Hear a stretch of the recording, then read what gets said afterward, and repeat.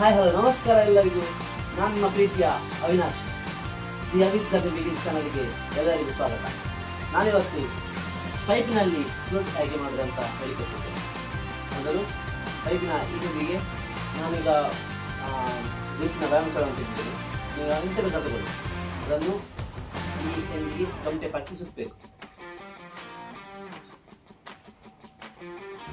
ಈ ಎಂಡನ್ನು ಮುಚ್ಚಿದ ನಂತರ ಇಲ್ಲಿಂದ ಎಂಡ್ ಯಾವ್ದು ಮುಚ್ಚಿದೆ ನೋಡಿ, ಅಲ್ಲಿಂದ 1 ಇಂಚ್ ಬಿಟ್ಟು ಇಲ್ಲಿಗೆ ಒಂದು ಹೋಲ್, ಈಚೆಗೆ ಇಲ್ಲಿ ಒಂದು ಹೋಲ್ ಮಾಡಿದ ನಂತರ ಇಲ್ಲಿಂದ 1 2 3 4 5 ಹೋಲ್ಗಳನ್ನು 1 ಇಂಚ್ ಬಿಟ್ಟು ಮಾಡಬೇಕು.